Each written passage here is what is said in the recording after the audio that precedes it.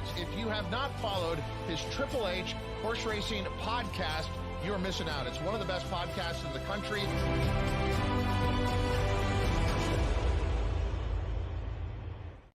Good evening and welcome to episode 356 of Picks and Ponies.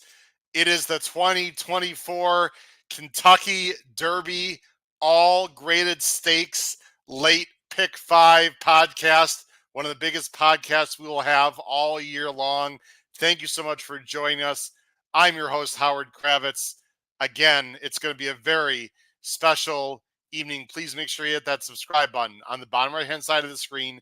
After you do that, smash that thumbs up button, because what that does, it'll send the YouTube algorithm to our channel, and anyone that's interested in horse racing will then be sent to the HHH Racing Podcast. In the upper right hand corner, hit that notification bell so that you know when new content will arise. You can follow me on X right there at HKravitz, and scrolling at the bottom of the screen is my email, hkravitzhorse@gmail.com. You can listen to us on Apple Podcasts, Spotify, and Anchor.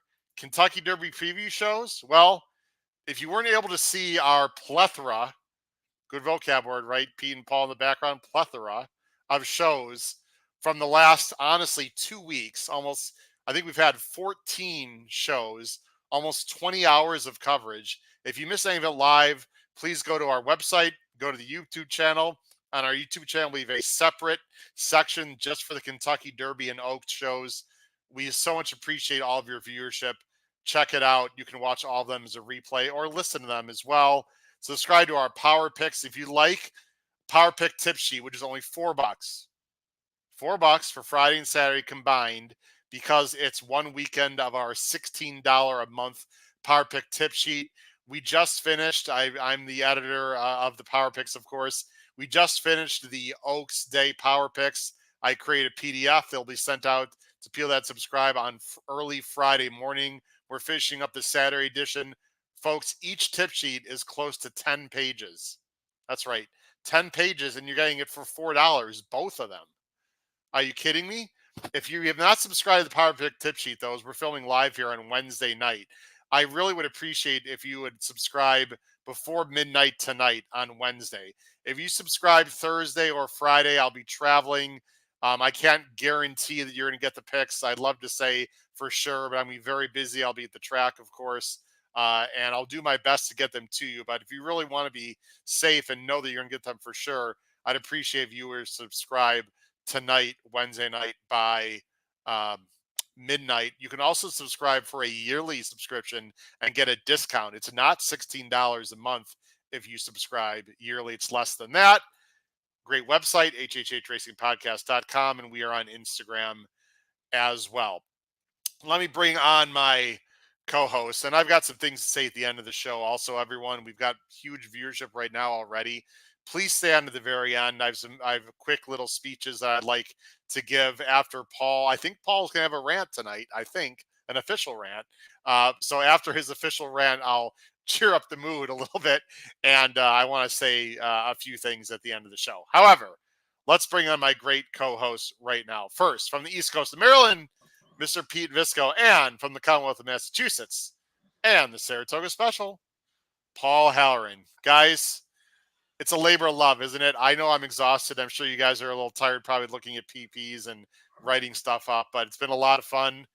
This is the last show, guys, of this week. And then we will, by the way, have a recap show Monday night, a special Horse and Around show where hopefully, guys, we're going to have all the co-hosts and hosts on. And I'm hoping, guys, a little video of myself drinking champagne. I hope we're drinking champagne. Celebrating in real time when he crosses the wire. Sierra Leone. Hope we're drinking champagne.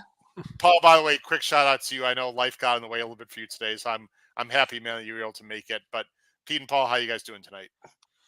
Not too bad. Not too bad at Pete, all. You know what I was just thinking, Pete, as he's talking about what a great deal this is. It's like we're giving out Ralph Lauren stuff at Walmart prices. Basically, it's like, yeah, but the real stuff, not like they do on the streets in New York, where you get a Fendi bag, but it has it doesn't have an eye at the end. It has an exclamation point or something. We're actually giving out the real stuff. Yeah, I almost Yes. feel like Mother Teresa, to be honest with you. Let's Wow. not get too carried away. I don't think sainthood is in any of our futures anytime soon. What? Not after some things that happened last night. That's for damn sure. Anyway, we had a lot of fun, guys. We have so many people. I mean, I could spend all day just bring up comments in the chat, but Mark Bogaz is here. It's the cadence between you guys in the chat that relates to the Magic. I truly hope someone hits a huge ticket this weekend. Anyone alive to a big ticket? I think we might be. Brad Anderson, good friend. What's up, Brad? How you doing, man? Thanks, HHH. That's the best. Quote, super fluidity. Wow. Of Derby content. You guys are the best. No, you're the best, Brad. But thank you very much. Good one. Roshan, look, we could go on and on. We really want you to be involved in our chat. We already have a ton of people. If you're watching this on X, I suggest you switch over to our YouTube channel so you can get involved in our live chat. All right, guys, we got a lot to cover, so let's just get right to it. All right, now the Ben and Boozen boys did yeoman's work and just did a great show covering the undercard races. We are not going to talk about those. Highly recommend you check out the show that just occurred a little over an hour ago. We're just going to go right, guys, to the all graded stakes late pick 5. And I will say, in general, I haven't looked at pool sizes, Pete and Paul, over the years, but I know, don't quote me on this, I'm pretty sure last year they had over $5 million in their late pick 5 pool. The equity, Pete and Paul, and the ability to have a monster score is absolutely on Saturday. Definitely. Yeah. I mean, that's the beauty of Derby Day, right? You get a lot of money in the pools, you get big fields, you get some prices, because it's like Breeders' Cup, where you have good horses that are going off at solid odds because the fields are bigger and there's so much talent that it's just prime for money to be made. So hopefully we can help out, and hopefully our viewers and ourselves and all of us can cash some tickets. And you know what, Paul, I found on days like this, even if you have like 3 out of 5 chalks, there's still going to be a huge overlay. I know that, our good friend Matt Miller, he'll play horizontals, but he prefers doubles and whatnot. And some people don't like to play, horizontal exotics. The parlays are outstanding on days like this. And when you have Breeders' Cup and Kentucky Derby weekend, Paul, I really think it's not a must. People can do whatever the hell they want with their money. I think you're really missing out on an opportunity if you don't play some of these horizontals. Even if you want to throw together like a $48 pick 5 and see if you can get lucky, the value is just unbelievable on days like this. The pick 5 pool, to answer your question, Professor Kravitz, because I like to get extra credit in your class. Brown The pick 5 pool last year was a calm, cool $5.2 million. That's lovely. It's insane. And I'm going to tell you why I think you have to bet, Howard. Now, look, this is a tough game, and some days we might look a little smart, but we maybe no smarter than others. But we're going to be smarter than a lot of the people that are betting on Saturday, quite frankly, because I've talked about this before. And sometimes it works out.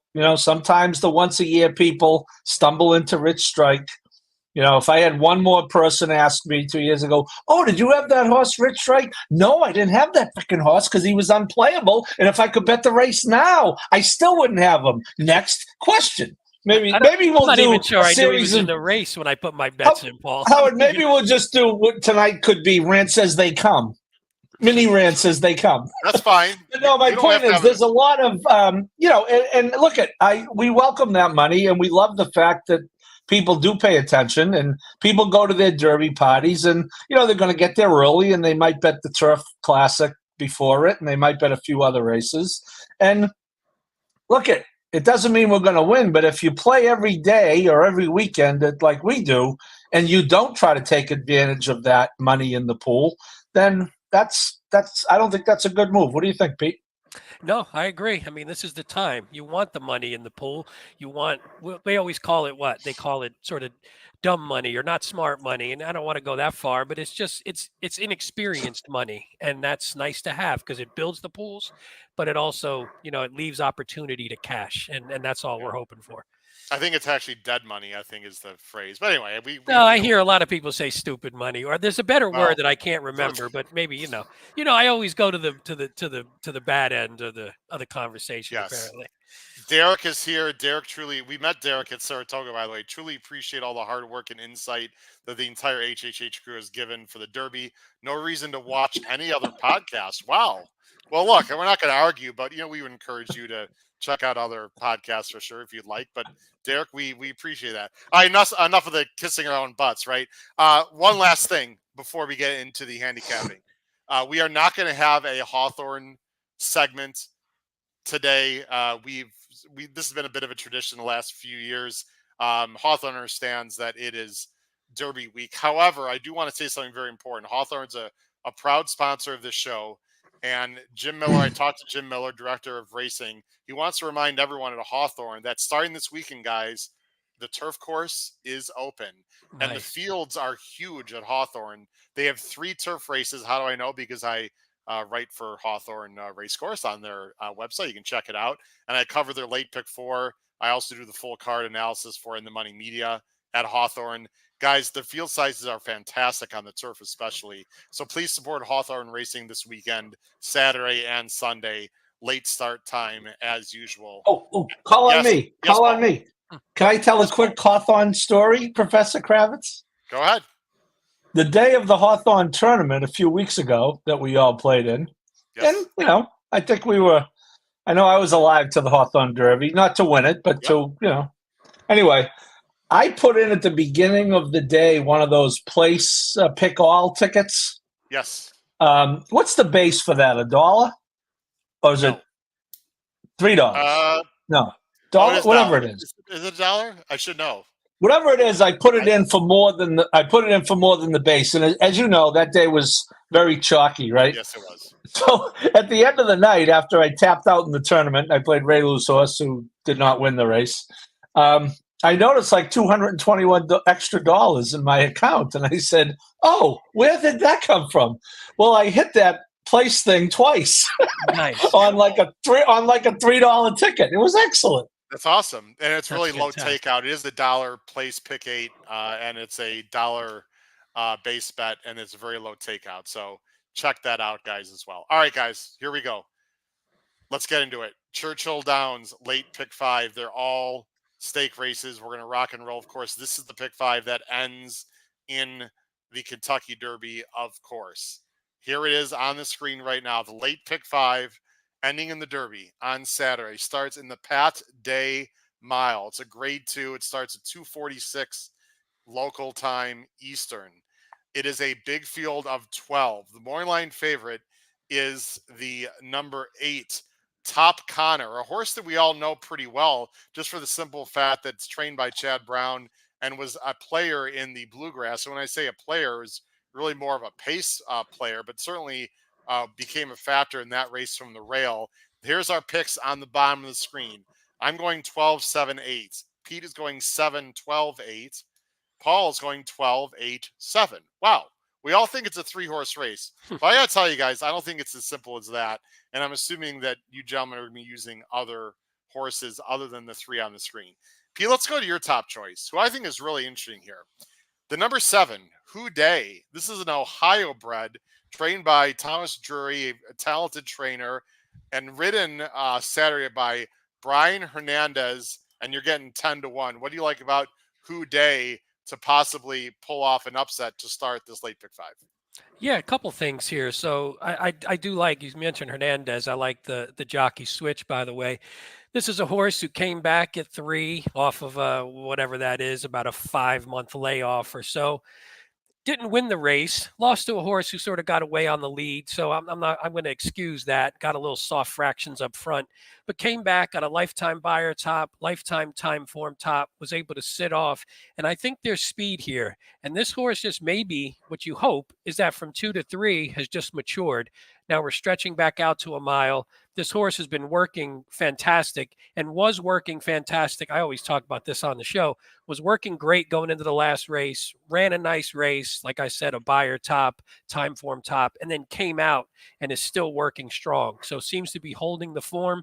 And the other thing I like, I just don't think, Top Connor and Nash are both good horses, but they're not great horses. So I think if we can get a new shooter to sort of jump up here at a price, and yeah, please put up the time form as well. Time form anticipates a fast pace, as you can see there. And if that happens, I think Houday can be tactical enough, sit close and pounce, especially if Nash sort of has a little bit of a tough trip from way outside, Top Connor gets sort of mixed up a little bit in some speed, then I think this horse is primed to roll by them. You guys know, well, first of all, a few things. I have Houday second. I think he's interesting. I don't think we're getting 10-1. There's been almost as much buzz with Houday in this race as there's been in like Anna Marie. It's crazy. Every time I go on to X or I listen to some, other podcasts, which I do, by the way, because, sometimes that's a good thing, obviously. I hear, oh, I like Houday. I love Houday. This horse might be 4-1. I don't know. Anyway, Pete, you guys know how much I like gallop outs, and I think they do matter. Not all the time, but they do. I just want to show Houday in the stretch. We're just going to right to the stretch. I liked Houday. This was a power pick special last time. I'm not going to show the whole race, but here's Houday, who did get a good trip up on the inside. And watching this replay doesn't look like much, but I have a feeling this horse was just getting going because the gallop out to me was very good. And I know some people might poop there. There it is on the inside. You could barely see the horse, but it was already going by the winner. And I know some people think it doesn't matter. The race is over, blah, blah, blah. I think it does matter. I think he's going to set a good trip. And I love the second off the layoff. And Paul, I think it'd be cool if an Ohio bred won this race. But Paul, before we talk about Nash, I'm sure you guys thought this through, at least I did. I was thinking, where's Timberlake? Where's Bookham Dano? This is not the strongest Pat Day Mile we've seen, guys. And I think this particular race might be ripe for the taking, because to me, it's either Nash, Paul, or could be many. Your thoughts on this race? You are going with Nash. Yeah, I was about to start with what you just said, Howard. There was a lot of talk along the Derby Trail about, well, this horse will be really tough in the Pat Day Mile. Well, this horse will be tough in the Pat Day Mile. Well, apparently none of them found their way to the Pat Day Mile. I will say that Top Corner, by the way, Flanagan Racing is a Massachusetts outfit, in case you were wondering. So nice. not guys that are not too far from me. I was texting back and forth with one of my basketball referees the other night, and he was telling me about seeing this horse run and visiting Saratoga and having lunch with Chad Brown, et cetera, et cetera. I wonder if if they have some Irish blood in them. Just wondering with Flanagan Racing, I'm guessing. I will tell you what, if the guy that I know who knows these guys, you don't want to drink with him and his brothers. So if he's friends with these other guys, I don't think you want to. If this turns into a drinking contest, the 8 wins by open legs. I go ahead. Everyone put it in the chat. He loves another Godolphin horse. But let me just say this. They were very high on this horse and a little mystified that he just could not put it together. Still hasn't run a bad race, but, kind of a no excuse third. Although, Track Phantom is in the Derby. Second to Track Phantom, he's in the Derby. Tuscan Sky is a pretty good horse. But the horse could just never seem to put it together. And then, admittedly, against not as good a quality field. But I just think this is the type of race this horse needed for the light to go on.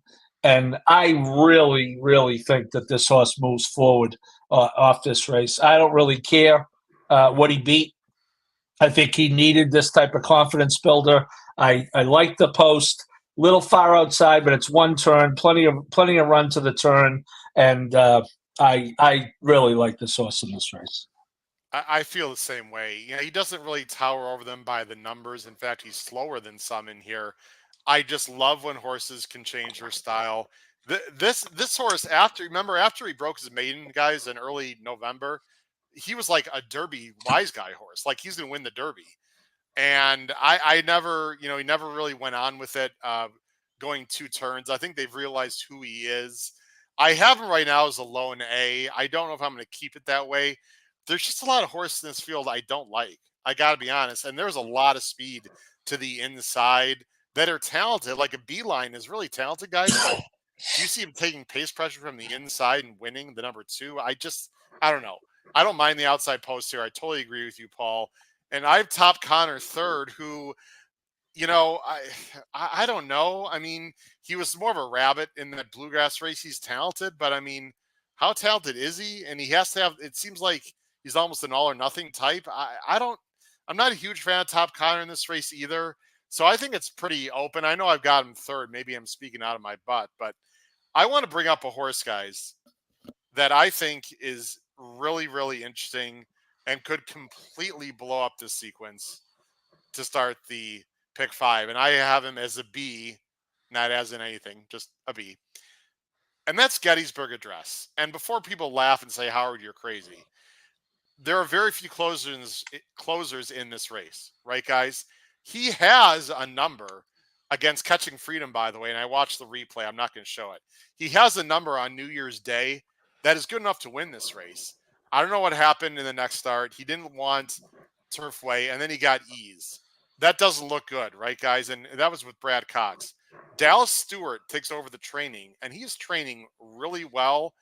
I think he's going to take back and make a run. If this thing falls apart and somehow Dallas Stewart has figured him out a little bit, look out, guys. I honestly believe Gettysburg Address is interesting, at least underneath. I want to throw that out to everyone in case he runs well. That's my sort of wacko horse of the race. Any other thoughts in this race, Pete? And we're going to move on. Anything else you'd like to mention? Another horse, maybe? The only one I looked at and was considering for the top 3 was Seize the Gray, sort of with a similar idea. Was I just thought if this race is the pace just really heats up and this race kind of falls apart, Seize the Gray does have a nice closing kick. I just couldn't get to the race that I thought wins it, and that was the biggest problem with this horse. I just couldn't find it, and then it's a My Racehorse, so who knows, on a My Racehorse on Derby Day might just take a lot of money, and it won't be the longer, it won't be the price horse that you're looking for. So I couldn't trust it. That was my biggest concern. But I was looking the same way as you. I was just looking for that. Who's the monster closer who, if all hell breaks loose, is going to close and win this? And I couldn't find it. Paul, what do we do with Vlahos, Paul? I mean, he completely ran off the screen with a 98. And I don't know if you guys feel the same way from a pure handicapping standpoint. When there's a lot of speed and I don't love the closers, they're not that good, maybe just go with the speed of the speed. I'm not leaving this horse off my ticket. Obviously, Doug O'Neill feels very feels very confident to ship him all the way across the country. And I think Doug O'Neill knows how to win races on big days on the Kentucky Derby. I'm not sleeping on this horse. Who knows what this horse is, Paul? Well, let me say this. 7 years ago. Sorry. You mentioned Gettysburg Address. Does anyone know how many words are in the Gettysburg Address? I bet you're going to tell us. I do not. Lincoln had the right idea. He should have been a priest. It would have been brief homilies. Only 272. Interesting. Coming right from a new nation, conceived in liberty, and dedicated to the. I've digressed. I think we should. Maybe we should go off the screen. No, that'll encourage him to keep going, and we don't need to hear all 272 words. I don't think. I'm kind of with you, Howard. I have Vlahos as a C as in Chad, which is our new saying. I don't want to get beat. I went back and watched the replay. I will say for a 98 and a 4.5 length win, I would say it wasn't quite as visually impressive as I expected it to be. I don't know what, I'm sure you guys watched it. That was my impression. However, to your point, Howard, if he goes and, if he goes forward off a 98, I mean, a 102, Pete, would look pretty formidable in this race, wouldn't it? Yeah. I mean, you're catching the right field for it, right? It's not like I'm not seeing it. I mean, what if he clears and just run and gets everyone off the bridle? And I don't. You never know, right? So I mean, I like Nash a lot, and I do respect Top Corner. I'm going to use Top Corner as an A, as in Aphrodite. I think top corner on the cutback for Chad, going back to one turn, I think he's going to be formidable. But yeah, I certainly want to be alive if Vlahos wins the race. So I'm gonna have him at the end of my horizontals. We don't want to give away all our secrets for these expensive $4 picks that we're selling. They got to come up with the cash for all that. Boy, that $4. All four. They need to come we up with want that $4. all four. All $4. Not $5, not $3, not $2, $4. $1.33 each, right? We need a new person in the chat, 10 to 21.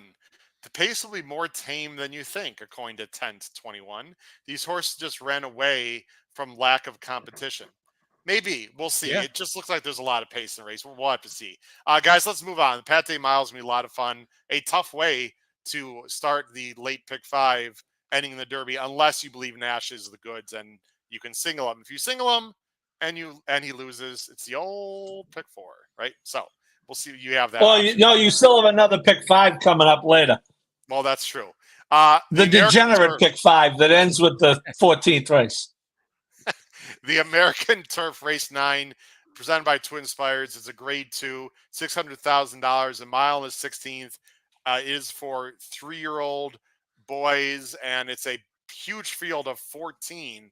And there are no AEs. That's actually a full. The main body of the field is 14. Sorry, there are AEs, but not in the top 14. A lot of faces we know. The Moorline favorite is the number 5, Legend of Time, coming in from Dubai for Godolphin, Appleby, and Dettori. Guys, I'll mention it once and that's it. It could rain Friday. The rain is supposed to end ideally by late morning on Saturday. The turf, who knows? I do know that today and tomorrow in Louisville, it's like 85 and like high 80s and sunny. It's very hot.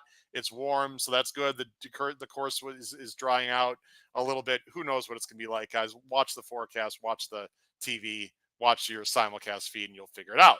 Did you say something, Howard? I missed that. Did you say something? Oh, the fucking weather again? I missed it. Sorry, I wasn't. Time. Sorry. That's going to be Howard 90 tomorrow. 90 in Louisville tomorrow. Okay. If I were there, I would not do well in my suit if it was 90 and humid. I can tell you right now, I might come back half the person I am right now, which might be good for me. But anyway, I'm going 5, 13, 11. Pete's going 6, 5, 13. Paul's going 5, 11, 14. I thought this was a very difficult race, guys. Very difficult. Pete, let's go with your choice. Neat, the number 6. One for me, maybe one for you last time, and a nice price. I know a good friend, Matt Bernier, loved Neat at Keeneland and won with great call by Matt Bernier that day. Rob Atras, our boy Raylu, 6-1 morning line. Paul, Pete, you think he's going to repeat once again? That'd be pretty impressive because I think this is a tougher group. Oh yeah, it's a tough group, but I only have 2 on the A line, but I think I have 6 on my B line. I just couldn't separate a bunch of these horses. Obviously, the Appleby horse, which we'll talk about in a minute, is tough. And anytime Appleby brings a horse over, especially one who's got some credentials like that, they're going to be tough. But I'm looking at it going, it doesn't come across as a world beater. So I'm looking, and I'm like, this horse. If you look at just the turf races, you toss that. Got the little Derby fever itch for a second in the gun runner. But if you just look at the turf races, aside from the debut when he was bumped and was basically dead last, undefeated. The buyers have increased each race. The time form is steadily increased. Again, I love when a horse takes a little bit of break, comes back, and is a little bit better. Ran down a couple decent horses who are in this race. Nothing great, but I just like the progression here. And again, I'm looking, if we can get another hot pace up front, I think this one's tactical enough and can be close and can sit in sort of that second level. And if this horse can pounce, move forward, has run off Lasix too, which I like, has the wins off Lasix, which we don't talk a ton about. But on these big days, some of these horses sort of vacillate between Lasix, no Lasix. I think this one has a shot. And, Raylu's pretty aggressive, so he'll keep this horse close, and I think he could pounce. And then we'll see if the Appleby horse can run him down or some of these others. But Paul, again, last night it was soliloquy. Now it's vacillate. What has got into people? Derby week, man. It's what is Derby going week. on? I thought he was talking about geldings. I thought he said vasectomy. Oh, What is jeez. going on with Pete Visco? Wow. I'm just kidding, Pete. That's been taken care of a long time ago, Paul. Don't worry about that. We Oh, took care of that a too long much. time Oh, ago, boy. my friend. How do we get ourselves in Okay. these situations? Yes, this is excellent. Okay, anyway. Back to the geldings at hand. Oh, sorry. Let's talk about the Transylvania, guys, because I think in order to determine what you're going to do with this race, we got to talk about the Transylvania. And the reason why Agreed. is look at all these bold fonts here. These are all horses that are coming out of the race. Neat, Cugino, Laganos, Lord Bullington, and Can Group. Let's watch the stretch because I think Can Group, who actually finished worst of all these, is maybe the one you want out of this race, believe it or not. 3, 4, 7, 10, 12. 3, 4, 7, 10, 12. And what you're going to see, you're not going to see the beginning of the race, but Cannon Group was already wide. So let me freeze it right here. Let's freeze it right here. Here's Cugino, who was wide on the first turn, but got a good trip after that. Here's the winner right there. Here's the Laganos right here. Can Group is right here, who was already 3, 4 wide in the first turn, is me wide again. And Lord Bullington is right here. I'm sure everyone's got that noted now. But anyway, Cugino, Paul, did he hang? He's got blinkers on. Here's Neat coming up the inside. And then here's Can Group, who was wide both turns. Your thoughts on this race in general, Paul? I do agree. You have to make a decision on this race. I will say, and there's no need to show it, Howard, but Raylu did a really good job. This horse, Neat, was pretty rank early in this race. And if you look at the running line, you can kind of see he was second, third, then back to fifth. Raylu really did a good job kind of getting him under control and saving something for the stretch, which, as you saw, he needed. I think it's okay. I am going with the Appleby shipper, but I ended up using Neat as a B in this race, and I think I used Cugino as a Cugino. I have as a B. So my B's were Neat and Cugino, the horses that ran 1-2. Did he? I don't know. He certainly didn't look like a winner. I will say this with for Shug. 17% putting blinkers on, and it goes up to 23% in stakes races. So maybe that tells me, Howard, that Shug probably thinks he wasn't focused coming down the lane. Obviously, he was okay. He was in the race early, but sometimes the trainers don't think horses are paying enough attention in the stretch. They'll put the blinkers on. So I think it was an okay race, but we're going to find out Saturday. It's going to go one way or the other. 3 straight seconds there, too, for Cugino. You wonder if it, again, we talked about it, I think, about some horses yesterday that just don't have the knack for getting the nose down, unfortunately. A little inside intel, guys, because I'm involved now with West Point Thoroughbreds, and I'm going to talk more about that next week. I haven't really said much about that, but I'm involved a little bit now with West Point Thoroughbred ownership. They had a choice, guys, to either send Carson's Run or Cugino to this race, and they decided to go with Cugino. Of course, Carson's Run had a disastrous trip last weekend in New York, so they think very highly of Cugino. I think the blinkers are going to help. I have a lot of respect for Shug. Here's my issue, guys. I don't love that race. It was a lot of horses bunched up. That is not usually a good sign. To me, Pete and Paul, I don't know how good Legend of Time is. I watched a bunch of his replays. He seems very handy. He's not the kind of horse, guys, that comes from he's not a deep closer. He's very tactical. I don't know who he was beating in Maidan, but he was doing it very well. For Charles Appleby to send this one here, guys, they must think highly of his horse, because Paul and Pete, they could send a bunch probably from their yard to come here, and they went with this one. For me, guys, it's either Legend of Time or like 6 or 7 others. I don't have a real strong opinion. I'm absolutely spreading in this race, and I just want to mention again, if I were to go with one of the horses coming out of that race, I'd probably go with Can Group. And I didn't show the whole replay. He's got races, guys, last year that are plenty good enough to win this race. I mean, he was only 2 lengths back in the Breeders' Cup Juvenile. He won the Bourbon.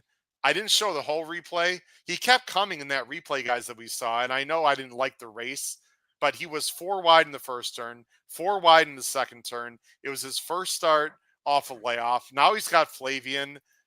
It's the kind of race, guys, that I don't want to take low prices. So I'm going Legend of Time, but I'm going to spread.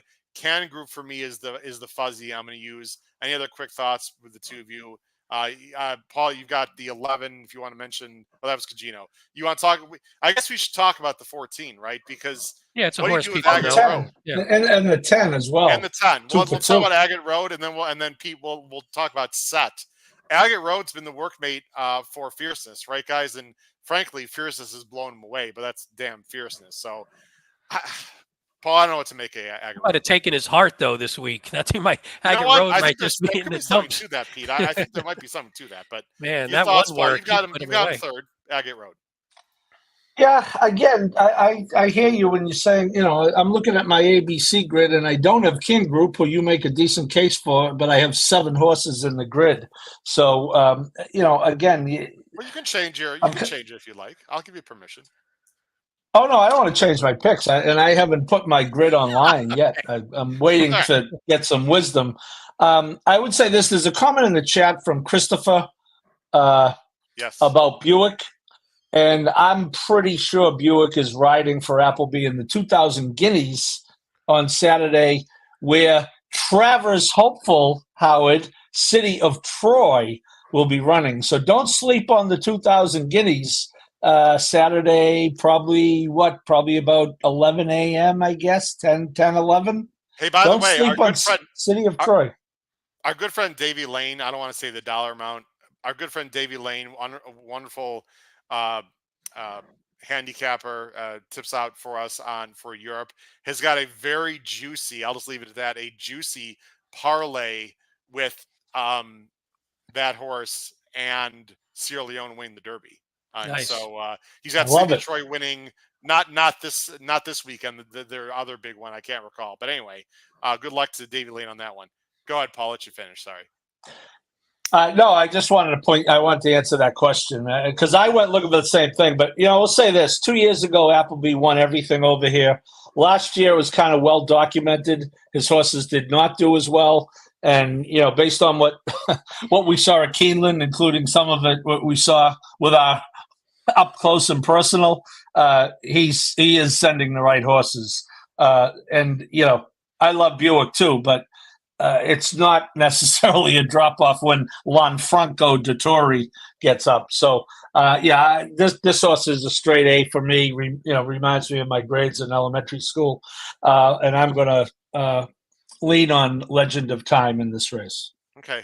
Did you finish your Agate Road thought, Paul? I sort of interrupted you. I'm not sure you did. Yeah, I don't want to get beat by him, Howard. Although I got to tell you, I don't. 5-1 doesn't really get me jumping up and down like there's a strawberry shortcake coming at me. I don't really like 5. I think you should get paid for this horse moving back onto the turf, far outside post. I mean, you're going to pay the IRAD toll. I get it, but a defensive use for me in my pick 5. You're that big a fan of strawberry shortcake, huh? Interesting. Love it. Wow. All right. Who else might love it? I don't know, but our wonderful co-host, one of our co-hosts from Bed and Booze, Charlie Freeman. Watch out for the 3 Laganos. While the 5 might be a monster in this field, the 3 is a wild card. Love the turf. Laganos is definitely a factor. Pete, quickly on Set, and then we're going to move on. Yeah, this was a tough one because you see the undefeated, you see a couple nice figures. Now we're stretching a bit, step up in class. Obviously, the breeding suggests that going the mile and a 16th shouldn't be a problem for this horse. So I was teetering with this one. I just wasn't sure what to do, but maybe the jump in class is enough to get him beat. But he's talented. You could see that. And the only thing is he sat right off or right on slow paces. So he pretty much had the run of those 2 races. One of them, he was 60 cents. So it's hard to know. Unfortunately, you're not going to know until this horse runs. But I think it's one to lead a C, B, C, somewhere teetering on there just in case there's a lot of talent and it comes through. It sort of feels like so far we got a little spread race, or a single, right? There's a lot. It's very interesting sequence at this point from a ticket construction perspective is what I meant to say. We'll talk about it towards the end of the show. Go ahead, Paul. You wanted to say something there? Well, I was going to say, thank God you'll be able to just put everything in Formulator and play your pick 5. That's the good news on that. You know what I'm really looking forward to? That's one thing about this on Derby Day, Howard. I had to do last Saturday night and opening night just to spite them. I did my 20 individual tickets through Naira Bets to give Naira Bets the support, and I may do the same thing on Saturday. But this Churchill Downs DRF pissing contest, especially on Saturday, Howard, a $5 million pool, and we can't. You almost have to play ABCs, in a sequence like this. And punch in the tickets manually, or go to the window and please don't get me started. Half an hour and piss off everyone that's waiting behind you right now. Yeah, please. Anyway, I digress. That was mini rant number 2 on the go. When are the other ADWs going to actually adopt something where you can do that through them too? That's another problem. It's not that hard. Donnie Nelson, line 2. Donnie Nelson, line 2. Yeah, let's get our Naira Bets boys to come up with that software. And I don't give a shit. Let them steal it from the DRF people. I really don't give a shit. I just need it. Okay. New York Racing might have their own issues that we're not going to talk about tonight, but I saw a few things today. I don't know if you know regarding their surfaces, but anyway, we'll that's for another time. Anyway, guys, let's go on to the third leg. The Churchill Downs. It's a grade 1. This is one of my favorite races like every year. I really like this race. 7 furlongs. How about $1 million? That's it. That's what they're putting up. Big field of 11. Moreline favorite is the number 6, Zozos, making his 2024 return. You got horses like Tejano Twist, my boy Bo Cruz from last time that won for us at a price. You got Minnesota Ready, 3 Technique for the coach Parcells. You got, Hoist the Gold. This is a fun race, guys. You know why? There's always a star that comes out of here, right? Promises Fulfilled, and I think Shackelford won this race. This is just a really fun race, and I got to say right off the bat, guys, that I do not like the morning line favorites in this race at all, not at all. And I'm going to be price shopping in this race. I'll just say right off the bat, because here come the picks. I'm going 4-10-6. Pete's going 11-4-6. Paul's going 6-2-4. Pete, let's go with you. Hoist the Gold. I suppose if it's wet, which I don't think it'll be that later in the day, it's supposed to dry. We'll see. Anyway, Hoist the Gold is a bit inconsistent, but talented, completely freaked in the Cigar Mile, right? In the Cigar Mile, completely freaked. He's got a far outside post. Not necessarily a bad thing, though, in this race or any race going 7, unless, of course, he gets hung wide. Johnny V in the saddle. Talk to us, Pete. Yeah, I hate this race, by the way. You were caulking all that glowing stuff. Not as a race, this particular field. I hear you. I liked no one as I was. But I didn't. Nobody jumped out. I landed on Hoist the Gold. I do like the post. I like Johnny V on a horse with this type of this type of running style. I like Johnny V because can sort of sit, can clear if necessary. If nobody goes, this horse can clear and just take him around the track. We've seen him do that multiple times, but he also has the ability to sit off. And I like that in a couple of these recent races, he's been stretching out. Now, he hasn't run great in the last 2, but I think he was just over his head, going a little too long, not what he wants to do. But that stamina maybe gets built into him a little bit. Now you're getting back to 7, which he's only 1 for 7 and 1 for 6 at Churchill, which, again, I don't love. But he's lost to some pretty big shots along the way. You see Elite Power on there. You see Cody's Wish. You see The Chosen Ron. Yeah. You see some pretty good horses there. So, yeah, Cody's Wish is littered on here, so he wasn't beating him in any of those races. I just think he's run against some pretty good competition. And here from this post, Johnny V can work out a trip. And I think he's versatile enough where he can win it on the lead and he can win it from sitting just off. I'm going to use him, Pete, and I respect your opinion. He can absolutely win. And I understand everything you're saying.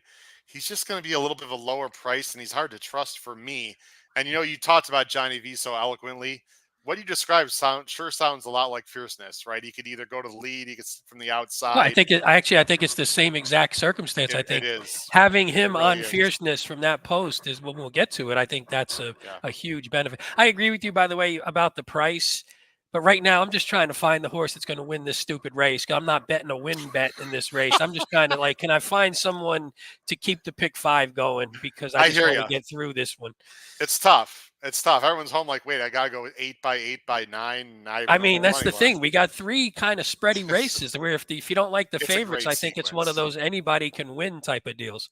I'll just say right now in front of the whole world, not majority of my mind, but the biggest horizontal play for me of the weekend is definitely this late pick 5 that ends in the Derby. It's not even close.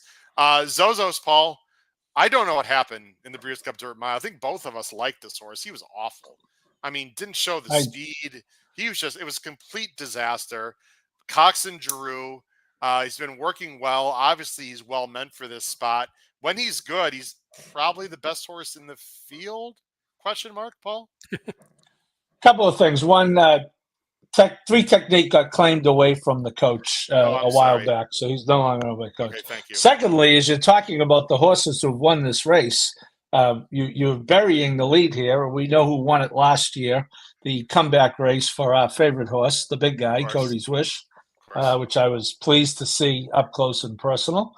Third of all, after the act in which the Zozos ran very well, they asked Brad Cox on TV, "What are your plans for this horse?" And his answer was not to run in the Breeders' Cup Dirt Mile. Well, where does he show up next? Okay, he had no chance in that race with the likes of Cody's Wish and National Treasure, and Skippy Longstocking is turning into one of the best older horses this year. You know what? I like this horse a lot. I get your point, and I understand. I think the 11 is underpriced in this race, but I would be happy with 3-1. I think he's a horse for course. I think he likes Churchill. I think the 1-turn mile is exactly what he wants. I don't think this field. I think this field came up very competitive, but not necessarily that tough. I mean, there's no Cody's Wishes looming around the corner in this race. And I am against the horses coming out of the Commonwealth. That would be Minnesota Ready and Bo Cruz. I want no part of any horse, especially those two. I think that race was, Bruno Giulio racing with Bruno. Happy for Bruno. Owns a piece of Bo Cruz. Happy for those guys. I just don't want any part of those horses. And I want Zozos in a race that Brad Cox wants to run in. Pradeep Vengetti, any concern about the next out buyers from horses in the last Mr. Wireless race? We'll talk about Mr. Wireless in a second, but Pradeep, thank you for bringing that up. I trust, even though Zozos is off the layoff, I don't know why, I just trust that horse more than Hoist the Gold Saturday. I don't know. We'll see. He has fired off layoffs before, so that's a good sign. Yeah. Let's talk about Mr. Wireless. With Raylu, guys, last time he was unbelievable. We won 108, sub 108 and 3 at Fairgrounds. It was a soft pace, which means because it was a soft pace, and he went 108 and 3, guys, he ran a hole in the wind. Now, we're not going to show the replay, but let's bring up what Pradeep was mentioning. Oh, just click on the replay, Howard. Just click on it. It's right there. Oh, sorry. No, it's sorry. not there. My bad. My bad. Kavad decreased his buyer by 21. Iron Clover decreased his buyer by 14. That is not a good thing, and it's a fair point. My only pushback to that, Pradeep and everyone else, is Mr. Wireless has run big numbers before. So I'm not going to hold he didn't beat much, fine, but he's run like big figs before, going 2 turns, granted. And I think 7 is perfect for this horse. I like this horse a lot. Plus, he was first off, a 10-month layoff? Long layoff. So even if that's a little inflated, it's still good off that layoff. And if he can, like you said, go back to where he was, he's still better than most of the horses in this field. And you know what I like? Calhoun gave him time, guys, after that big win. So I'm not a bounce guy anyway, but if you believe in the bounce, he's got a month and a half off since. He's run big races. I mean, barely lost to Pioneer Medina, Happy American when Happy American was good, West Willpower. I mean, he's faced really nice horses. I think 7 is perfect. And I don't think we're getting 6-1, but I really like Mr. Wireless. Pete, you've got him second. Paul, you got him third. Let me talk about my second choice, guys, and then we'll move on unless you guys have other things. And I want to show the replay. The number 10 Gun Pilot is improving. And that last race, guys, was much better than it looks. And I want to show everyone why. You got a 98 buyer as a buyer top. This is a gun runner who I hear is a pretty good sire. In fact, I think he sires someone in the Derby. I can't remember his name. We'll talk about the Derby in a little bit. I think he's getting good. And I don't mind the stretch out. He went a mile last year, guys. And I'm going to show a little bit of this race of Gun Pilot, who did lose to Edge, but Edge is a pretty good horse. He's the 5 Gun Pilot, and he's really in an uncomfortable spot. He's in this, you see this black cap right here? I have the arrow on it. He's in a really uncomfortable spot the entire race, guys, and he's like in between, and you can see he's like waiting into a fast pace. And when he gets out into the clear here. He does not catch edge to edge, but watch the last, 300 yards here. Right about from right here when he asks, I'll just let you watch it. I know it doesn't look like much now, but I really like the way he's extending here at the end of the race. Right here, it looks like he's just getting started to me, guys. And he actually blows by the winner on the gallop out. And again, go ahead, poo-poo me. That he was just getting started, guys. I just think he's really interesting in a race that I question Zozos a little bit. I definitely question Hoist the Gold. I don't know how good Tejano Twist is. I think, he's better going 6, and I just don't like Tejano Twist in this spot. Any quick thoughts on Wireless or maybe my cute horse with Gun Pilot, guys? Then move on. Either one of you. Oh, yeah, I was going to say. I like Mr. Wireless, Pete. Yeah, I like Mr. Wireless. I have him as a B. Calhoun, second off a 180 to 360 layoff, 21% wins. He and Raylu were very good together. They win at about 20% together. I agree with you, Howard. The New Orleans Classic, last March, a year ago now, but just as far as a number, you mentioned that Mr. Wireless has a second number to run back to. That was a 101 with West Willpower and our collector. So, yeah, I think Mr. Wireless is solid here. Yep. Oh, wait a minute. Noah Maher, co-host Bet and Boozin'. Gun Pilot is my wait. Nice. We need to see the $4 first. Nice. I like We're talking about the Power Picks tip sheet. Noah likes Gun Pilot also. I like Noah's a smart man. All right, guys. Twist real quick, Pete, and then we'll move on. Any thoughts here? Yeah, no, I really like this horse normally. I feel like 6 is sort of his game. You see the 0 for 4 at the distance in the top 2. He doesn't seem to love Churchill all that much. I'm with you on Gun Pilot, by the way. It was my 4th horse, so right below the top 3 for me. So I'm with you on that one. I like that call. Okay. I appreciate that, and I agree with you. I think Gun Pilot's again, guys. I keep repeating myself for Saturday. It feels like the kind of race where you can get a price. It's going to be really interesting to see. Let's go on. By the way, real quick, somebody mentioned no Lasix, and the one thing you like, though, because his races were crap off Lasix before, but that last one was on Lasix, and he sort of popped a nice number, and he ran well at the end. So maybe that's not a factor in case anybody in the chat was worried about that. I think you can make the argument the second biggest race of the day. It's the Old Forester Turf Classic. This is always a really good race. It's been won by some very, very good horses for sure. It's race 11 before the Derby, 5:27 Eastern, $1 million. Mile and eighth on the turf, older males, field of 11 lineup Saturday. The morning line favorite, Naval Power, who lost to his stablemate, Master of the Seas, at Keeneland when we were there. Paul and I were there, I believe. Right, Paul? Yeah, we were.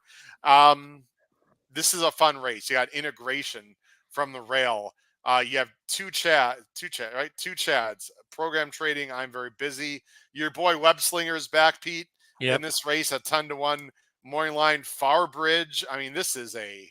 Yeah, I'm going to complain in a second about those two. But then I give a quick complaint about so that cost me the Derby pick 5 last year. Farbridge not getting up the rail and losing by a nose. I had Web Slinger, if I remember correctly, as a C or a B, and I had Farbridge as an A or a B, and I needed Farbridge because that's the combination I had with Mage. I needed Farbridge with Mage, and I needed Web Slinger with whoever my other crap horses who didn't win were.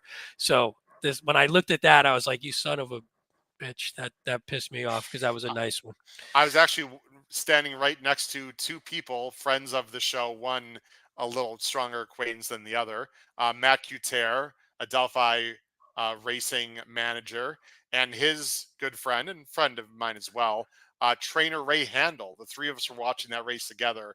Collective sigh when Farbridge did not get up. Guys, I'm going 6-5-1 in this race. Pete's going 11-6-5. Paul's going 11-1-6. Pete and Paul, you're going Naval Power. Didn't do anything wrong at Keelan. Stretches out. I suppose you could say that might be a concern. Outside post, maybe a concern. He's really talented. Godolphin and Charles Appleby not messing around this weekend, Pete.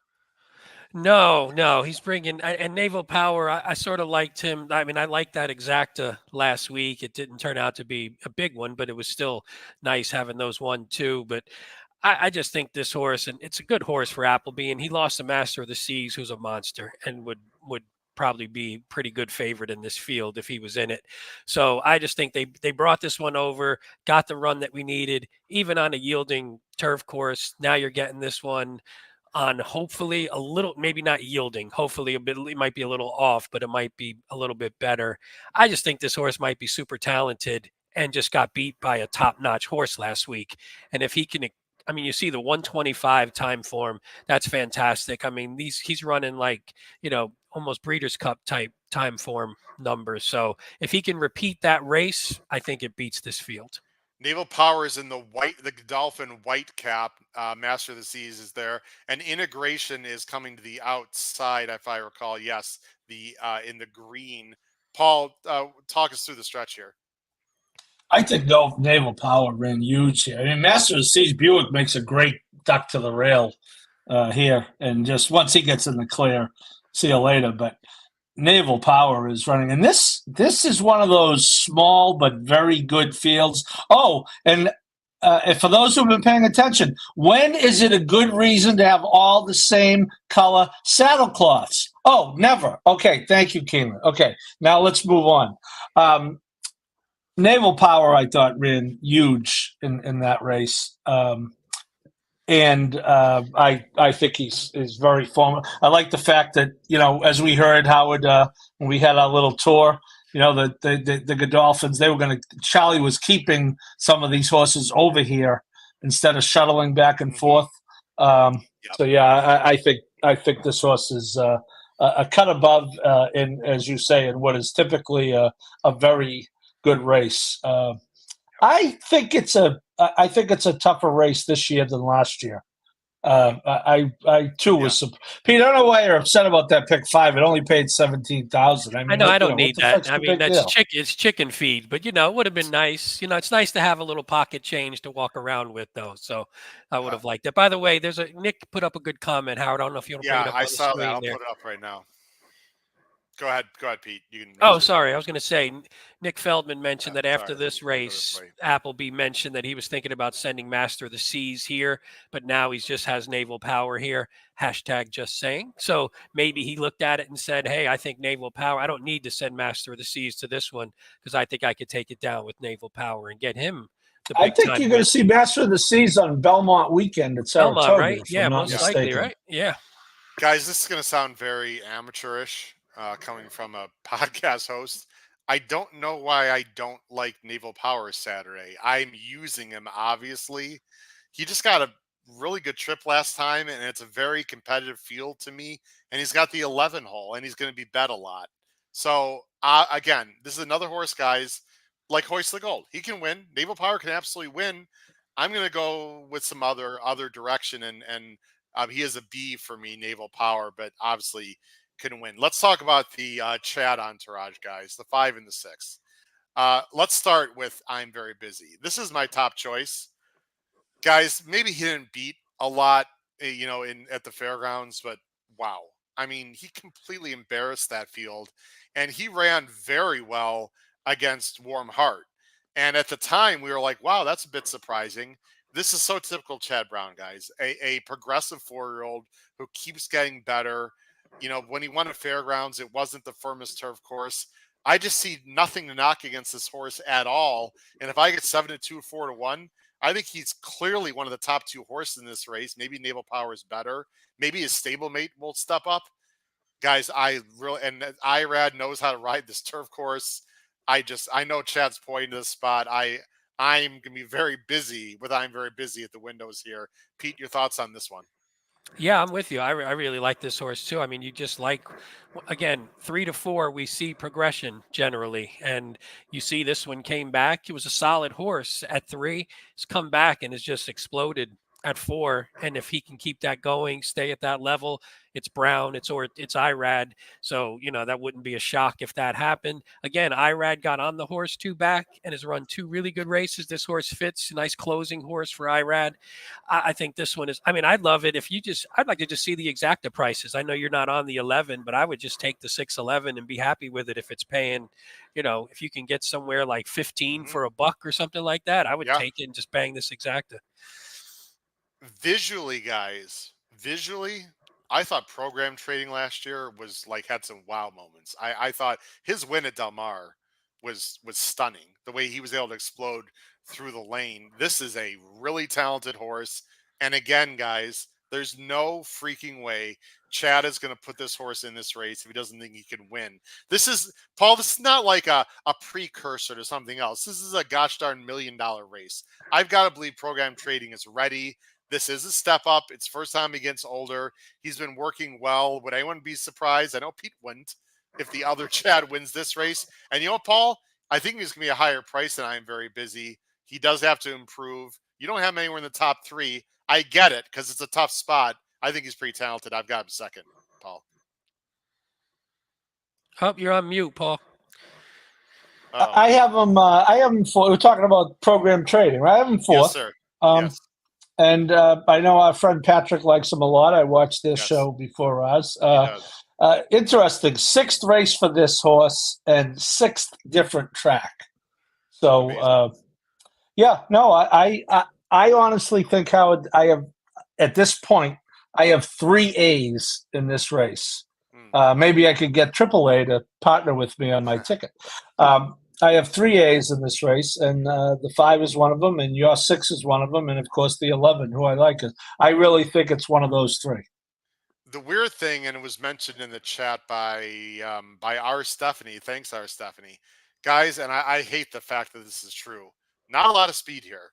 In fact, the only real speed is the 8, and then it's going to be a question of, what kind of ride they get. I could see Frankie being a little more aggressive, guys, from the outside. It is a very long run into the turn. They've got I'm very busy here in program trading right up there. I think program trading is actually relatively tactical. I wouldn't be shocked if the number 1 integration, who we all like a little bit for West Point Thoroughbreds, who is ultra talented, maybe Gaff Leone from the Rails can get this horse a little more into the game. Paul's shaking his head yes. Integration could absolutely win this race too. This is another great race, Paul. It is. Yeah, I do think I do think Tyler will be a little more aggressive from the inside in this field with the Darth, another good word, Darth of speed. And by the way, the horse is coming off a career best 100 buyer. So the one is formidable in this race. Ran 3rd. You mentioned it. He had the wide move coming home in that Baker's Mark at Keeneland, which, as we talked about, was a very good race. It was a slow pace. Ran 3rd. He had no chance. It was a slow pace. He's out in the parking lot 3 wide into the fastest part of the race. He had no chance in that race. Well, and the other thing was the detriment. He's not as good as the horses who ran 1st and 2nd. That's also a factor. Well, he's not as good as Master of the Seas. I don't think he's that far off in Naval Power, in my opinion, but that's okay. I didn't say it was far off. I said he's not as good as him. All right. Well, we're going to find out. Any other thoughts in this race, Pete? And then we're going to move on to a race called the Kentucky Derby. No, I'll just say I assume program trading is the one that maybe gets on the 8 and maybe has the lead in the lane, and we see if the other ones can run him down. Yeah, it's because he's been known to be he's had some tactical races, so he might be the one that they say, okay, let's go get this 8, get the hell of that. We're not letting a horse like that just run around the track. Hopefully, it's gonna be a lot of fun. So let's get this straight. We've got a pick 5 with 4 difficult races, and we haven't got to the Derby yet, which it's the Kentucky Derby. 150th running of the Kentucky Derby. It's the Run for the Roses. We've talked about this race ad nauseum. We're going to just talk about 10 minutes, guys. We really don't need to go on too much. Obviously, we all have huge interest in Sierra Leone. We've already talked about that quite a bit. I did promise that we'd bring up the other AE and talk about Epic Ride. We have to do that, guys, as part of the conversation. But I have a special banner, of course, to talk about the 2024 Kentucky Derby. There it is, guys, the post positions. They have Epic Ride in there now. The slight difference there is that Epic Ride's actually breaking from the 20 hole. So everyone is actually moving in a spot up into Encino. You see his scratch there. So you see it says 8 and then /10. The saddle cloths are going to stay the same. But of course, when you watch the race, T.O. Password's breaking from the 9, Forever Young's breaking from the 10, blah, blah, blah. But the numbers, saddlecloth numbers, of course, are not changing at all. Let's talk about, before we get into our topics and everything, let's just bring up Epic Ride and the horse on the outside, just in case, guys, just in case something happens. We talked about Epic Ride a little bit already.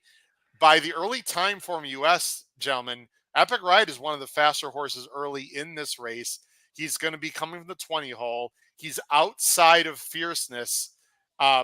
Pete, you don't think that's going to matter in terms of the pace at all? Paul, I think you're a pretty staunch believer that it might matter, along with the workout from T.O. Password. Epic Ride in his own right is actually a pretty good horse.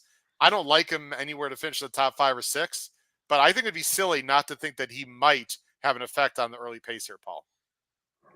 Well, he started his career as a sprinter.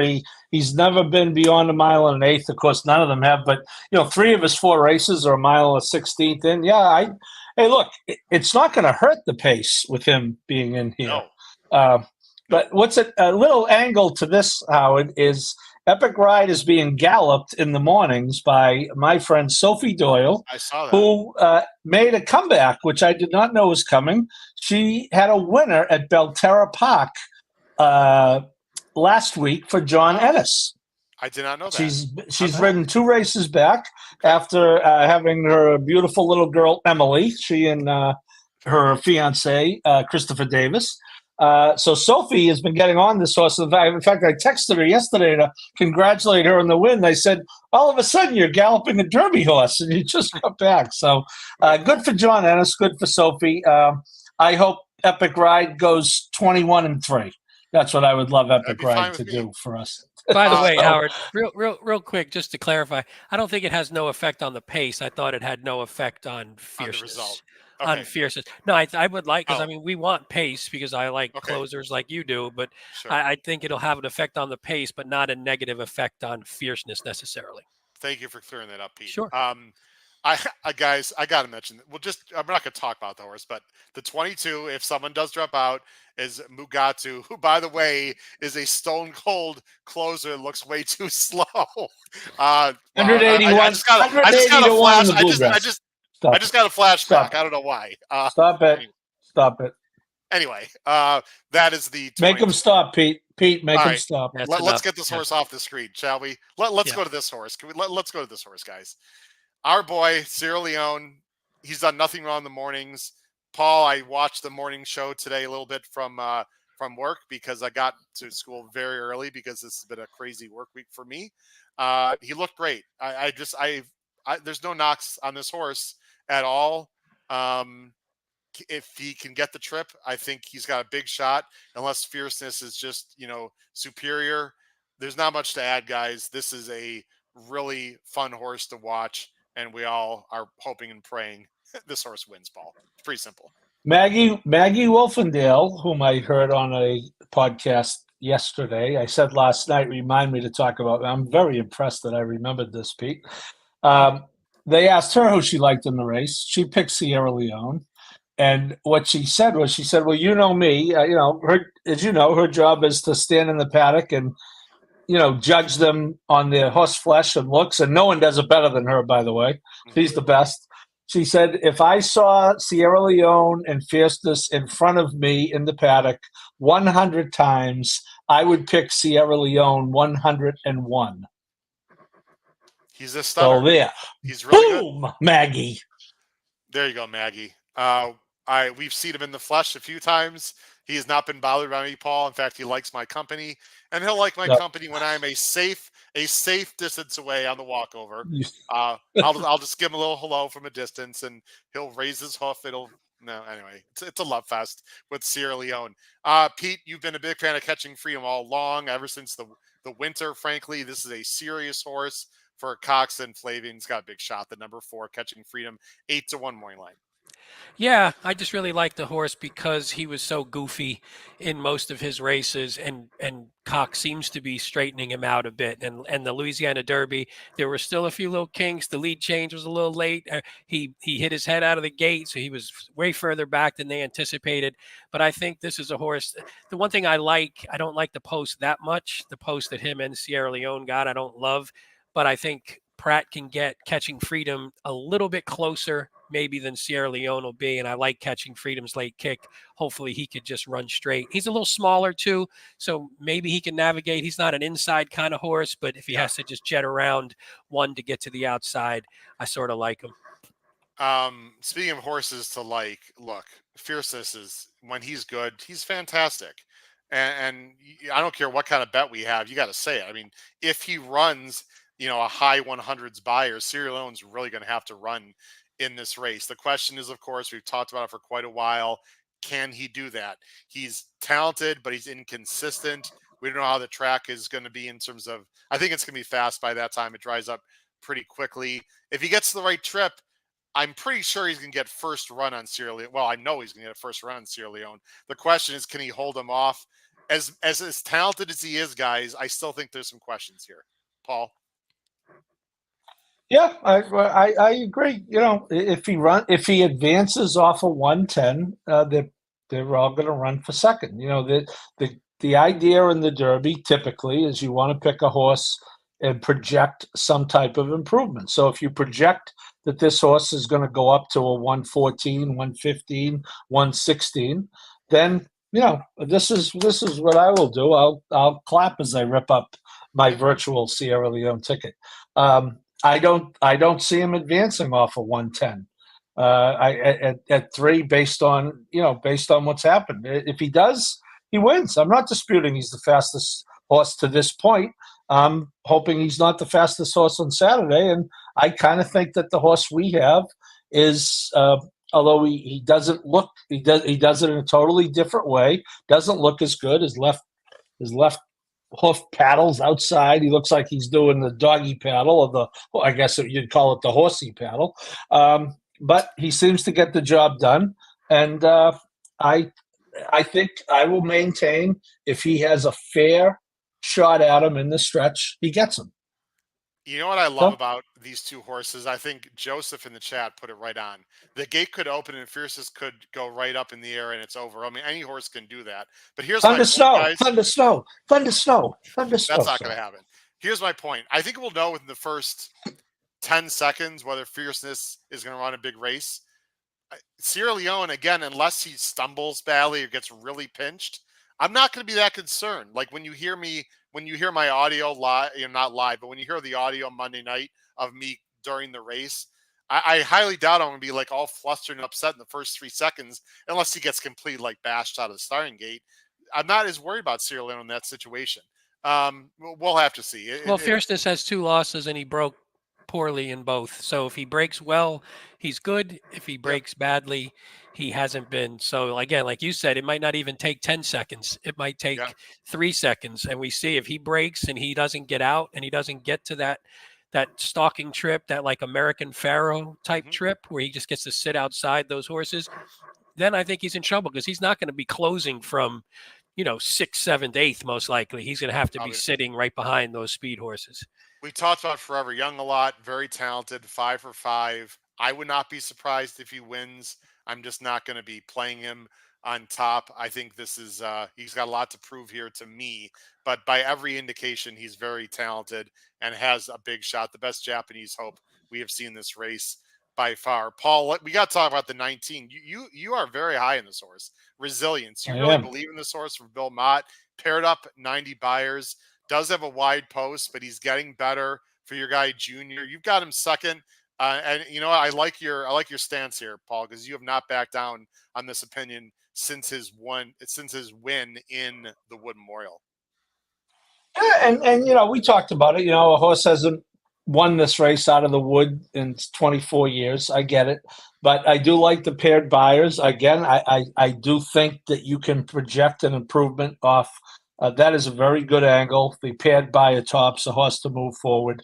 I'm not really a sheets guy, so I don't know what the sheets look like.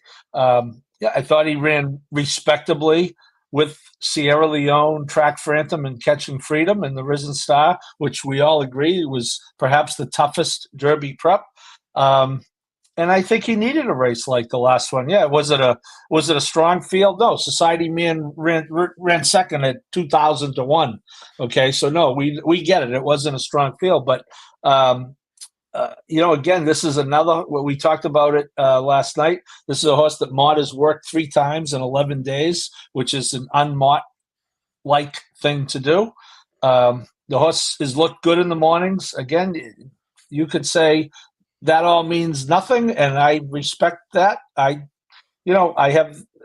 spend a lot of time at the track in the morning when I'm up at Saratoga, and I do kind of observe, and I've been watching from obviously on the internet.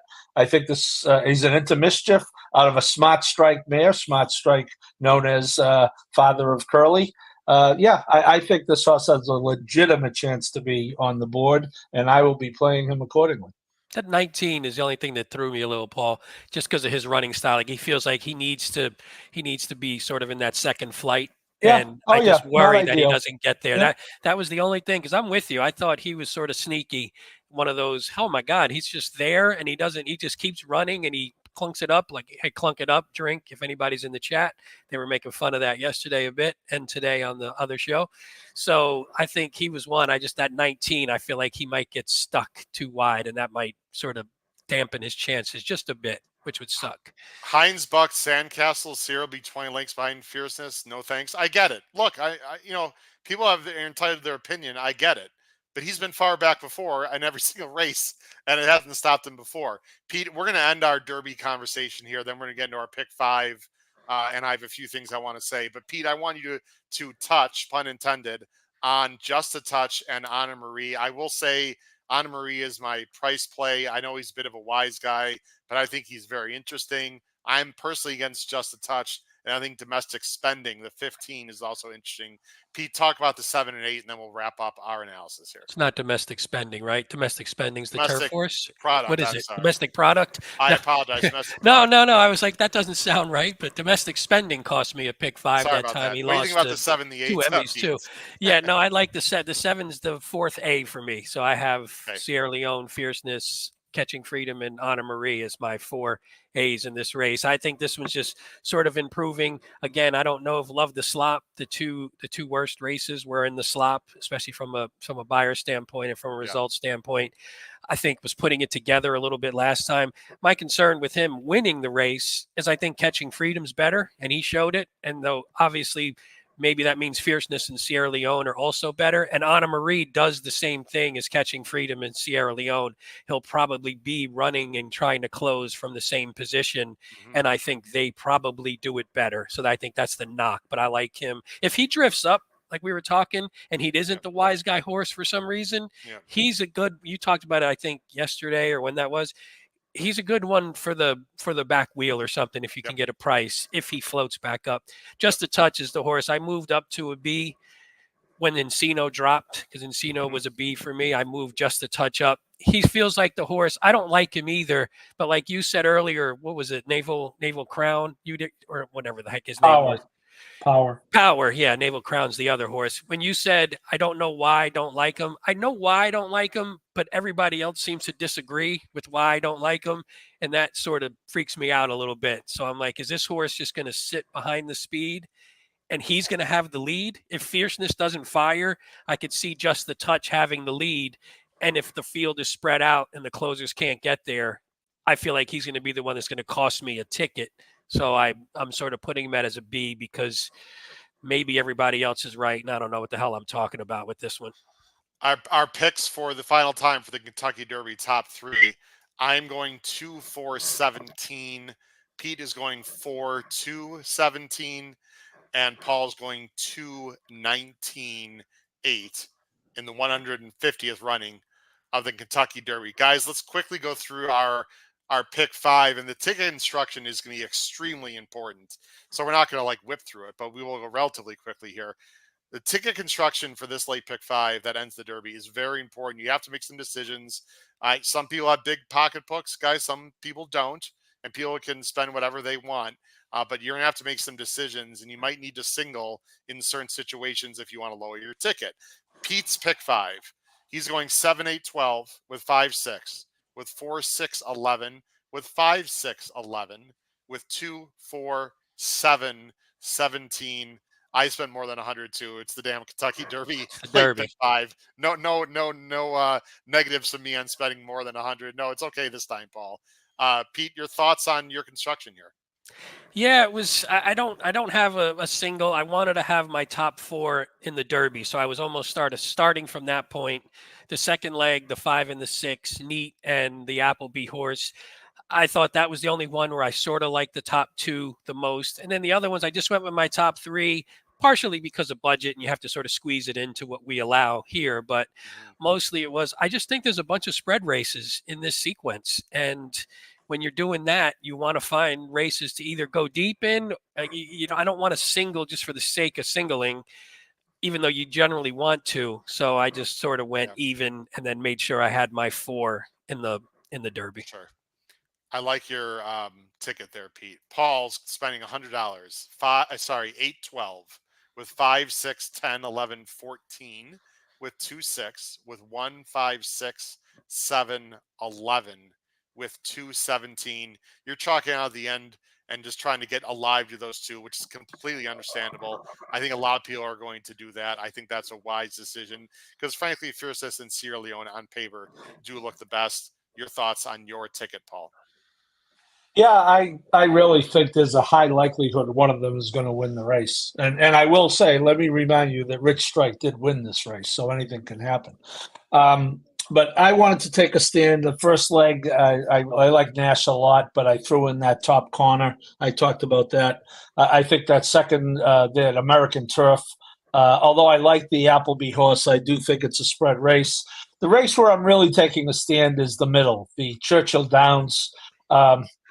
That's the race where I think you could spread, but I like Zozos a lot. I did throw in Tejano Twist, and you guys made a lot of good points about the 6 versus 7 furlong thing, so I may have to revisit that. But I do think Tejano Twist, as someone pointed out in the chat, is improving and might be sitting on the right race. And then that other turf race we just got through talking about, that's a definite spread race. I went with those 3 logicals I talked about, but I threw in Integration Howard, who we talked about, and I also threw in Web Slinger just because one on this card last year likes Churchill. And look at if I could be alive in the pick 5 in any format to those 2 horses, I'm fine. I wouldn't mind having some B's and C's. Don't get me wrong, but if I could be alive to those 2, I'm okay. Yeah, absolutely. I don't fault you for that. My pick 5, I'm spending a little more than normal, but again, it's the Derby pick 5, guys. I'm spending 100. Hey, you're the host. Would have been nice to know. Do whatever you want. My plan is after Saturday, I have a little extra cash in my wallet. Hopefully, we'll see. Although it won't be in my wallet at that point. It's going to have to wait a little while. But anyway, $128 ticket. I'm going 7, 8, 11, 12 with 5, 10, 11, 13 with 4, 10 with 5, 6 with 2, 4, 7, 17. Quick thoughts here. First of all, I think this ticket can pay a ton, if I'm right, number 1. Number 2, I'm taking a stand in the third leg, guys, the Churchill Downs. I am not using, at least on this ticket, I'm using underneath an ABCs, but my top 2 are Mr. Wireless and Gun Pilot. If I can somehow get Can Group in the second leg and or Gun Pilot home, I think I've got a really nice ticket. The Godolphin can win the turf race. I'm going to go with the 2 Chads. And then, yes, I could go 2-17, but they both are going to have to work out trips in their own special way, and it's the Derby. And Pete, I like Catching Freedom. And I think Anna Marie could win at 15-1 and blow up the ticket as well. So that's my ticket, guys, $128. Paul, do you have a planned rant, or would you like me to just end the show with a few comments? No, I think I threw in a few. I don't want to be negative on the eve of no, it's the eve of Thurby, which is the eve of the Oaks, which is the eve of. It's only Wednesday, Pete. Are you shitting me, Pete? It's only Wednesday. Well, how great is it, though? I like this handicap Wednesday. 12,000 goddamn races, and it's only Wednesday. Well, how great is it? I guess that was a rant, Howard. I don't think I have to handicap tomorrow. There's a few of the I outside. know, Pete. I didn't hit all the Derby Day outside races yet, but other than that, it's done. I might do those can be done on the fly Saturday morning at the OTB. Yeah. No, Howard, you have done us a great service by having us do these races early. So now I will do my power picks tonight, and I'll do my picks for Tom Law. We put them on the special website, our top 3, and then it's like, I guess I'll start handicapping Aqueduct, Pete. I mean, you might as well. There's races, other tracks. Who cares? Wait, and when the Derby's over, there's still the night tracks. So I've made much more money on the night tracks on some days when the day wasn't as good. All good. Listen, all good. I know, guys. I know people who pound like the late double after the Derby. They love that double and stuff. Anyway, hey Howard, real quick. I know you want to do something. I just want to mention for the viewers or whoever who hasn't been listening. In case you haven't fully handicapped yet, if you go to our website, hhhracingpodcast.com, we have all the preps for the Derby and the Oaks. So they're all in one spot. So you don't have to go all over YouTube and stuff. So they're all there. There's a Kentucky Derby page. There's a Kentucky Oaks page. So go there. Every prep from last year and this year is on there. So if you haven't gotten to your video handicapping yet, please go there and check it out. Sorry, Howard, go ahead. No problem. I just want to say a few things seriously here to end the week of an incredible amount of coverage that we have given everyone listening and watching. First of all, and I know I speak for Pete and Paul and about everything I'm going to say, we cannot thank everyone enough. I mean, the viewership has been awesome. Guys, we've come so far. It's amazing. We continue to grow. We continue to improve. We're going to continue to bring you the coverage we feel you deserve. We're going to try to make it entertaining and fun. And what can you do at home, whether you're listening or watching? The very most important thing you can do is spread the word. Tell people about the HHH Racing Podcast. You can check us out. Usually it's on Monday, Wednesday, and Thursday nights live. Wednesday, of course, is Bet and Boozing. And just spread the word. And we like to teach and have a lot of fun. That's the most important thing you can do. If you get into our Power Pick tip sheet, that'd be great. Buy merch, other stuff that other people have done. But again, we would not be the show we are without you folks at home. So we really appreciate that. Number 2, I want to thank you two. You guys have been awesome. And it takes a lot of work, people. This is not an easy thing to do. You don't need to throw, well, you can throw roses at us when Sierra Leone wins, but you don't, have to kiss our butt here. But it does take a lot of work to put these shows together. It's not just about handicapping. They've got to send me stuff. I've got to set up a lot of graphics. I asked Pete and Paul, frankly, to do a lot, probably more than I should have, but it's a labor of love. And I just want to say publicly how much I appreciate you guys and the work you've done, especially the last 2 weeks. I also want to give a shout out to the Bet and Boozing guys, Kyle, Patrick, Noah, and Charlie, who are fantastic young men and great handicappers and have an unbelievably bright future. I know the three of us wish we were about 30 years younger and could, slip ourselves into their shoes and have some more years in front of us. But it would have been nice to have this when we were young, huh, guys? When we were young, it would have been nice to have this platform. We could have talked races for a long time. But yeah, those guys, man, they've just from start to where they are now watching their show, it's been an amazing progression. Yep. So they're the kind of horse you want to bet, the ones that are on the up and up, improving every race. Yep. So I hope they hear this. And so shout out to my entire team. The last thing I want to say is I want to address my Sierra Leone team, which involves Pete, Paul, Kyle, Charlie, Noah, Patrick, Matt, Jim, and Russ. I'm so excited for you guys. It's going to be, I'm almost getting emotional to think about it. It's going to be emotional Saturday, probably more emotional if he wins actually than he loses, because this has been an incredible ride. I want to thank you guys for being part of the ride, because, some people only have $50. Other people have, 100 or whatever, just to have faith in me, guys, that and to have some fun with Sierra Leone has just been awesome. And I will just say, whether he wins, loses, whatever, this has been an incredible journey, and it's been so worth it. I hope you guys feel, the whole group, that you feel it's been worth it. And whether you're live to 7,500 or 52,500, which is the range of what people are alive to, it's been special. And I hope to do it again next year, guys, with a horse that we can cheer on all the way. There we go, guys. That is our Kentucky Derby Pick 5 preview show. For my wonderful good friends and co-hosts, Pete Visco and Paul Halloran, this has been your host, Howard Kravitz, episode 356 of Picks and Ponies, and the host and founder of the HHH Racing Podcast. Please make sure you join us Monday night after the Derby, 8 p.m. Eastern, for our full recap, and hopefully from sound and video of myself, Pete, Paul, everyone in the Sierra Leone crew is going to send their video, hopefully, knock on wood, celebrating Sierra Leone winning the 150th running of the Kentucky Derby. Crush your bets on the Kentucky Derby and throughout the entire weekend. Thanks for watching, everyone. Have a great night. Bye-bye.